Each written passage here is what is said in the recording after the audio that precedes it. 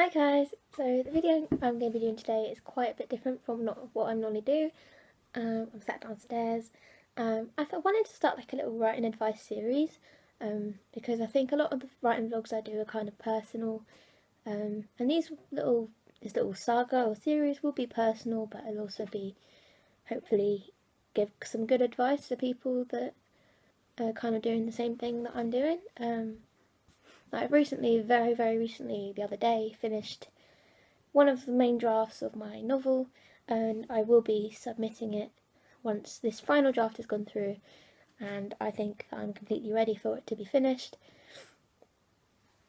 So yeah, I thought I'd give some advice because I have done it in the past and I've received a nice response, and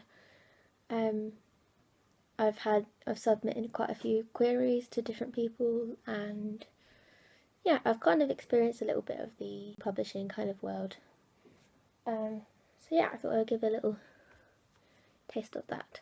I'll just sort of explain at first, like, this video will be to do with submitting your book to an agent and or a publisher. First of all, it's kind of good to remember that when you're submitting a book, you are kind of looking for a person that is going to like your individual book. So say when you're scouring the internet, or one of these really interesting writers and artists here book 2016 books, these basically give, look how thick it is, they basically give you a nice idea of kind of, it's just addresses, names, email addresses, all sorts of publishers, literary agents, journalism, magazines and everything, and they do it every single year, and you can sort of scour them. They're a little bit costly, they're like £22, but I mean, like I say, you get a lot of information in there, so it's always a good idea to have one.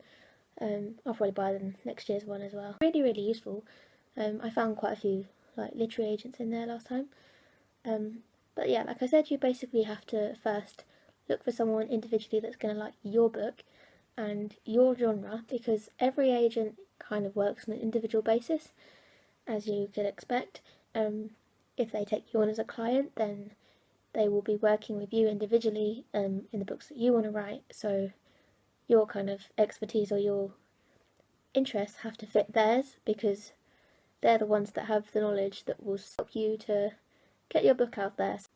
They have the knowledge and the experience in the publishing world to know editors and other agents and anyone that can help you get your book signed and get your book deal.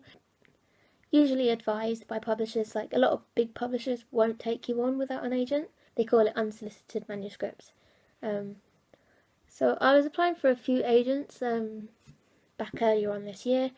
I had a uni assignment kind of, which was professional practices. It was a short, brief module at my uni in my final year, which was, you could basically do whatever you felt like you needed doing with writing or getting a book out there, or even just finding a job that you wanted to get into. And I chose, because I'd written a book before I started uni, that I was kind of re-going over again. I decided to use that for the assignment, and I submitted it to a few agents and a publisher who accepted unsolicited manuscripts. Yeah, you get a lot of standard rejections if they're not interested particularly in your book themselves. They might pass it on to another agent in their own office that they may think might like it.